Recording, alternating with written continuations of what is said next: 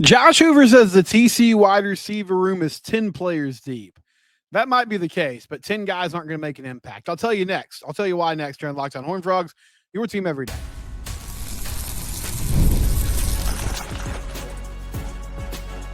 You are Locked On Horned Frogs, your daily podcast on the TCU Horned Frogs. Part of the Locked On Podcast Network, your team every day.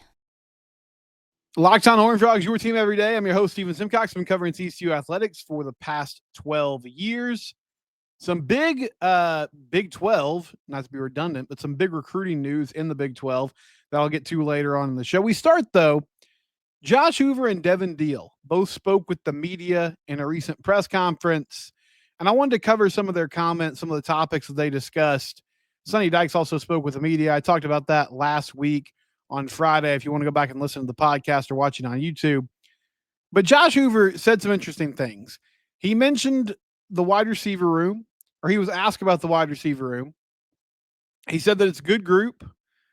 The guys in there have a good feel. He mentioned that multiple times. They got a couple wide receivers in the transfer portal. He talked about Jordan Dwyer, talked about Joseph Manjack that have good feel. What does he mean by that? Well, he's talking about receivers that understand where to go. Routes are precise, but you also have to know what the coverage is doing, or you have to understand what the coverage is doing and find that open space. If they're playing zone, you got to sit down in the open space in the zone.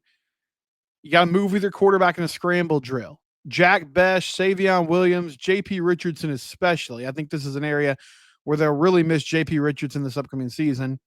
He was very good at moving the chains.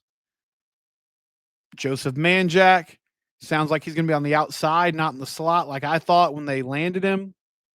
So maybe Jordan Bailey, Ed Small becomes the next man up. When we're talking about slot wide receivers, Major Everhart will have something to say about that. But he likes the makeup of this wide receiver room, which is good to know. He also said something that sounds really good, and it's typical offseason talk. He says the wide receiver room is 10 players deep. Now, he didn't name all 10 players, but he thinks there's legitimately 10 guys in that room that could make an impact. I will tell you this. That might be the case. They are pretty deep at wide receiver. Now, production-wise, Eric McAllister, Jordan Dwyer, Joseph Manjack are the guys. Dwyer did it at the FCS level, but those are the guys that have put up numbers in college football. And then you got dudes that you hope step up and can make it happen. Jordan Bailey, Major Everhart, Ed Small, Braylon James, Duzi Azukama, Jakyle Baker. The list goes on. There's a number of players that could do it. But during the offseason, we have a tendency to get really excited about a bunch of different guys. And we'll say, well, hey, if this guy can stay healthy, or if he finds his footing, or if he makes things happen in the offseason, he'll have a role in this team, and then he'll be important to the offense. Terry Shelton, another name to know, true freshman that they landed late in the recruiting process, who's a 4-star talent. But I just need to remind you, once the season gets going, maybe it's 5, maybe it's 6, but you're not going to have 10 guys rotating in and out each and every week. And you don't need to. Now, the premise of his statement, I think, is true. They do have some depth there. There are a number of players that could step up and make things happen. Ed Small, a lot of excitement around him as a true freshman coming in, had a super productive high school career at Anderson High School in Austin. There's a need for a slot wide receiver with JP Richardson leaving. And it's not like an outside wideout where there's just a clear, this is the dude. So, yeah, I think he'll play, and I think he'll make some things happen. Major Everhart or Jordan Bailey, one of those guys is going to emerge. But I would be surprised if both do. You might see the other player from time to time, but I don't believe you're going to see them on a consistent basis. Eric McAllister, Jordan Dwyer, Joseph Manjack. Yes, all those guys are going to be involved in this offense. And then outside wide receiver, maybe there's one or two more. Could it be Braylon James? Well, that would make a lot of sense. He transferred in last year. He's still young. He got a year of experience under his belt. He's a big target. So I believe that this is a deep wide receiver room. But I would just caution people. When we get in the offseason like this, we get super excited about all these players. I don't think all of them are going to be on the field on a consistent basis.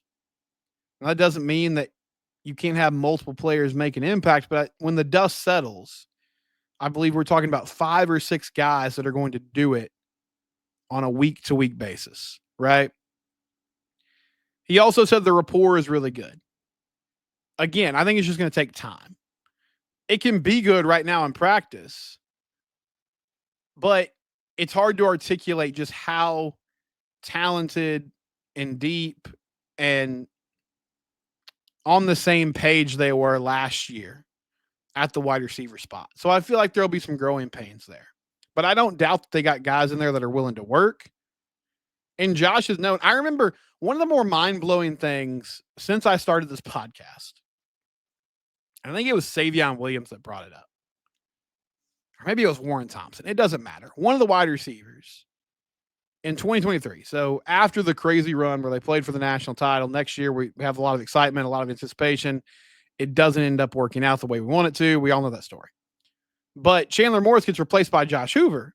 And obviously one of the first questions in the press conferences that week when Josh was going to make his debut against BYU was like, hey, do you guys have confidence in Josh? What do you know about him? What was he like as a quarterback? And one of the wide receivers, I don't remember which one, was like, oh yeah, we love Josh. He was the one that was getting guys together in the summer to work on routes and work on timing and throwing with us.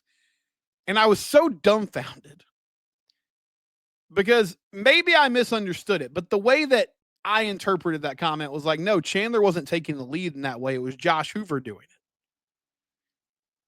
And it raised a bunch of alarm bells in my mind as like, well, then why was this guy not more involved in a quarterback competition if he was the one taking those steps? But my point being, the guy that's taking the snaps right now, I mean, he's there. He's engaged. He wants this team to be good. He wants to lead this team. So I'm hopeful. I do think it's going to take some time, though, to figure it out and get where they need to be. He also talked about Colton Deary moving over to center. He's confident in that. Colton's been his roommate for a few years, so that's good. You got that chemistry there. Deary's played center before. I don't believe this is a huge jump. However, I do think there is somewhat of a transition where you're talking about the guy that's calling out the signals, calling out the protections. There's a lot of responsibility on the dude in the middle to make sure that the rest of the offensive line is on the same page. And I've said it the last few years, and I'll continue to, because once again, this is another season where we're going into it with a lot of shuffling around. But continuity is one of the most important things when we talk about offensive line play. All 5 of those guys have to be on the same page to make things work. Devin Deal also spoke with the media. As you would expect, he says they're much further ahead of where they were last year from an install standpoint, and just guys are playing with more confidence, right? They understand what their jobs are. They understand what they're supposed to do. The weird thing about last year to me, I remember after the Stanford game, I was super encouraged because they played with a ton of energy that night. They played with their hair on fire. Like, you didn't see, honestly, that game, the biggest issue was they had so many personal foul penalties, especially on that first drive. But you didn't see a team that was unsure of themselves or they didn't know what was going on. It felt like, if anything, they were maybe a little too amped up. And then it's Long Island. I mean, it's hard to really judge like what the intensity level is there. But after that, there was a huge drop off, right? UCF, SMU, bad. Kansas kind of had a little bit of a bounce back. Houston was a tough day. Quarterback got switched. There were some extenuating circumstances, but it felt like that first game, some of my fears, I was like, okay, well, maybe they're way ahead of where I thought they would be, because they did play with a ton of intensity. They had a ton of pressure that night. Like, they got sacks. They put pressure on the quarterback. They were forcing errant throws. And then it was like it almost regressed a little bit. And I don't know if that was just hey, let's just play with abandon. And then once offenses kind of got used to what they were doing or got a little more film on them, it was tough to adjust. But whatever the reason being, it quickly reverted, and you did see a team that didn't look like they knew exactly what was going on, especially when we talk about run fits. When I'm talking about the front seven, I'm talking about like, well, I guess I am to a certain extent, but I'm not talking about the defensive line. I'm talking about the linebackers and safeties. Yes, the D line struggled at times getting blown off the ball, but your linebackers and safeties that were coming up in run support, they weren't doing a great job of being where they need to be to either string out the running back to the sideline or stop the play where it's at, right? So that's a huge question. I'm excited about this defense. Devin Deal also said he's worked on some things personally, detail stuff, leverage, hand placement, exploding off the line of scrimmage. I think he's set up for a big year. He also said something intriguing. He was asked if he played with Marcus Steele before, his brother. He said it'd been a while. You know, in high school, they kind of cross paths a little bit. But he said the last time they played together, Marcus was a running back in the day. So Kendall Briles, if you're listening, I need a red zone play where Marcus Steele gets a touch and goes in the end zone for a touchdown. I'm sure he's interested in that. I'm interested in seeing it. But Marcus Steele, former running back, he is a great athlete. Like, that doesn't shock me. It's just always funny when you hear stories about these guys at lower levels. Like, you start to understand, oh, these players are just different, man. Like, it's a different level of athleticism, of explosiveness. When you're talking about a nose tackle, not even an edge guy, but a nose tackle, also playing running back because he's just so big and physical and able to run. That's crazy. So I need to see that. I need to see Marcus Steele toting the rock and scoring a touchdown this upcoming season because that would be fun. When we come back, I've thrown this question out before, but this recruiting cycle has given us some clarity. I think BYU might be the biggest threat in recruiting to TCU moving forward. We'll talk about it here on Locked On Horned Frogs, your team every day.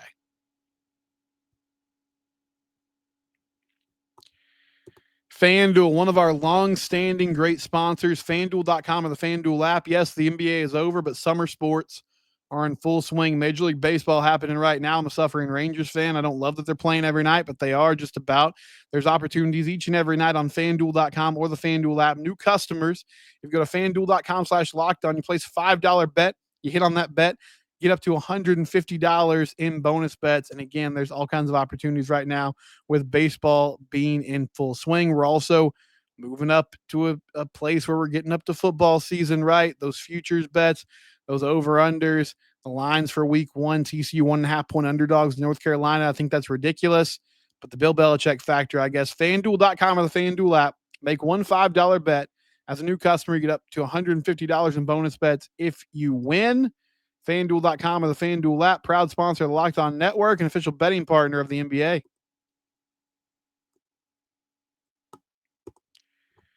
So on Monday's show, I talked about how TCU is just on an absolute heater recruiting wise right now. They landed 3 explosive players that I really like. James Scott, wide receiver from Oak Ridge, Braden Bach, tight end from Argyle, who's a really good player, and then Giovanni Graham, running back from Harlan High School in San Antonio. All 3 of them bring something to the table that this team needs, or like the physicality that Bach has. Graham at the running back spot is an explosive player, and he honestly didn't play a ton of the true running back position last year. They kind of moved him around the formation a lot, but I think this season we're going to see him in that element. And then Scott, 6'4", 6'5", a huge target at that wide receiver spot, a guy who can go up and make some things happen. But I talked about how a lot of that right now is driven in my mind by we finally got some clarity on revenue sharing and where we're going in the future. And TCU, I think shrewdly, has been pretty careful about where they're spending. They put an emphasis on retaining players. They put an emphasis on guys in the transfer portal. And high school class wise, I mean, they've spent a good amount of money. That 2025 class was really highly rated, had a lot of blue chip players, guys that were expecting to play right away. Chad Woodfork, right? Terry Shelton, Ed Small. The list goes on. I know I miss people there, but you know what I mean. It was a highly rated class. This class, it's been a little more of a slow play, but you're starting to see some big names come in. And I have wondered, with Oklahoma and Texas leaving, there's been this constant question, who's going to step up and be the new power broker in the Big 12 on the field, but then also in recruiting. I've talked about Colorado. Even the Colorado, they don't have a huge priority when it comes to high school recruiting right now. The guys they get are highly rated, but they're not bringing in 15 or 20 players. They're doing a lot of their work in the transfer portal. Kansas has been very active in this cycle, but I don't think year to year they're going to be a team that we hear about as much. Texas Tech is spending a lot of money, especially in the transfer portal, and they've done well in the high school ranks. Micah Hudson, 5-star plus talent from Lake Belton. They lost him. They got him back, but he was one of the highest rated recruits in Tech history. A school that is doing some big things this summer and got their biggest commit so far is BYU. And that commit is 5-star quarterback rated. So out of 100, his ranking is 98. Ryder Lyons from Folsom, California. So he's a West Coast guy. Put up huge numbers last year as a junior, 6'2", 220, offers from everybody. Oregon, Alabama, Arizona State. Arizona State's actually leading the Big 12 when it comes to recruiting rankings right now. Kenny Dillingham's a good recruiter. He's making things happen. But the reason I talk about BYU, even as we enter this new world of revenue sharing, which in theory should help even out the playing field when it comes to spending money. Now, people are still going to spend money, but there should be more guidelines on how much you can give to players and how much you can compensate players. NIL will still exist. Now, there will be a third-party clearinghouse system that will have to approve all the NIL deals, NIL Go. Approve all deals over $600, which is going to be most of them. And they'll assign a market value to it. But BYU has been very active, both in basketball and football. They have a passionate fan base. And a fan base all across the country. It's not just in Utah, even though that's where it's based, obviously. And it's related to the LDS Church to a certain extent. A big part of it, right? They are the college of the LDS Church. There are those members all across the country, all across the world. They want BYU to be successful. They have a large fan base that is committed to this. It's not a bad thing. I'm commending them for it. But it is a factor in what's happening. So they just landed a 5-star quarterback. Now, they're, I believe, third in the Big 12 rankings at the moment. They've got another 4-star player in Brock Harris, a tight end from Utah. Yeah, they're third. They're behind Kansas and Arizona State, but those two schools have 4 more commits than BYU. If you look at the average ranking of these commits, BYU is at 88. Now, TCU is at 87, so they're right there. But my point is, BYU's committed to this. They're going all in with football and basketball, men's basketball. And they were conference mates with TCU in the Mountain West. They had their days as an independent. They've had ups and downs. They've had moments where they were really, really good in the past. But it feels like there's some momentum building for them from a financial standpoint to really make a push recruiting-wise. Now, maybe the changes with revenue sharing will make this tougher for them because, again, that NIL clearinghouse is supposed to put some more guardrails up and give a monetary amount to these schools and athletes, with the idea being that you can't just overspend and have a booster say, hey, here's $2 million for this one player. I'm just going to blow everybody out of the water and make sure we have him because we want him. But it's still a factor, and they're very committed. And TCU, I don't know if they'll go up head to head with these guys a lot because most of their recruiting is going to be done on the West Coast, and TCU is very focused in Texas.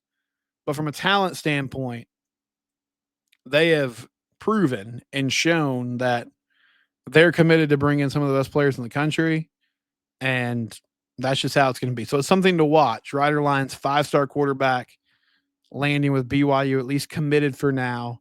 for the 2026 class. When we come back, we'll wrap things up, look ahead to Friday. It's Locked on Horned Frogs, your team every day. You can't mess around with your money, man. It's honestly, if we're talking about a marriage or relationship, like it's one of the most stressful things. Sharing your money, sharing your accounts, making sure you're paying all the bills. It can be a difficult thing. Monarch Money makes it easy because they put everything in one place. They also will show you how you're spending. It's a budgeting app. It's also a wealth command center, but at its core, it shows you what you're spending on. When I signed up for Monarch Money, the amount of money I was throwing down in subscriptions, I was like, wait, what happened? I'm still signed up for this. You know, you put an email in for a free trial, you forget about it.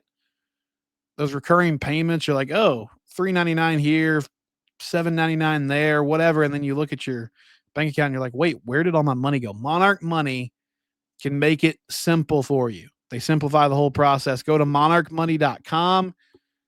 You can save 50% off your first year. Take control of your finances with Monarch Money. Use code LOCKEDONCollege at monarchmoney.com for 50% off your first year.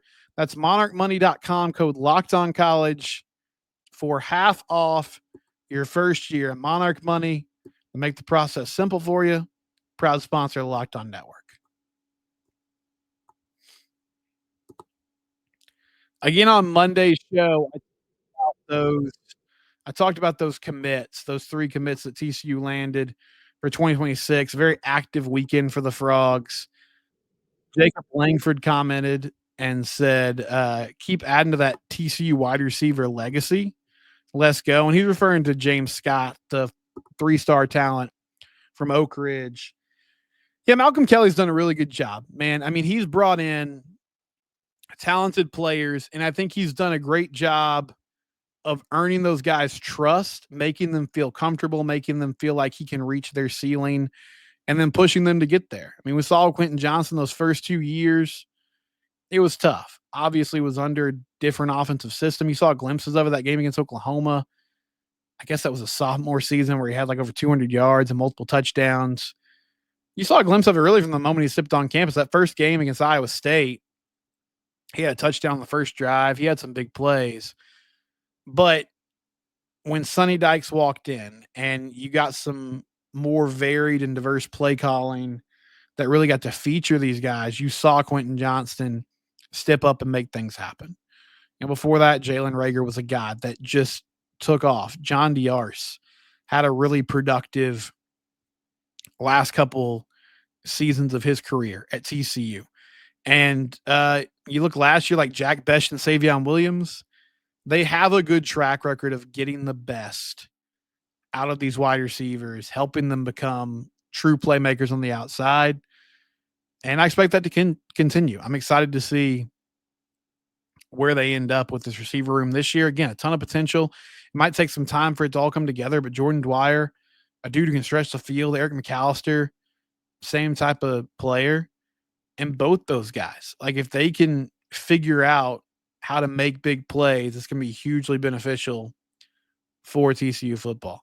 Basketball team, they're in the middle of their workouts. They got a little time right now to get together and play, figure some things out before the fall starts. I am cautiously optimistic about the men's team. I like the additions they made. Now, you're banking on these guys stepping up and playing, but Latarius Leviticus from Oregon State, a dude at 6'7" that can shoot. Tanner Toolson, similar size player, also can step out and shoot the 3. Jaden Pierre, a guy at Providence last year that led the charge from a scoring perspective. Brock Harding was a steady presence in the Big Ten at Iowa.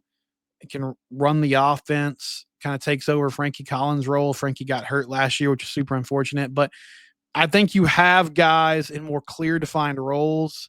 And if you can avoid injuries during the offseason, then you're talking about a team that should be set up for some success. And they'll play some good teams in non-conference play. So we'll get a good glimpse of who they are. And then on the women's side, Olivia Miles, that's the story. How is Mark Campbell going to unleash her and use her? She's actually playing with USA basketball right now, so she's not there with the team. But the clips that I saw of her during, their time together, it looked promising. Her ability to pass the ball is a big difference. And they turned Haley Van Lith into a force as a playmaker. With Miles, you don't have to really adjust that. I I mean, it's just a fact that she can do it. So it'll be fun to see and watch this team this upcoming season. We'll be back on Friday. It's Locked On Horned Frogs, your team every day. Please subscribe to the YouTube channel, and don't forget we're free and available wherever you get your podcast.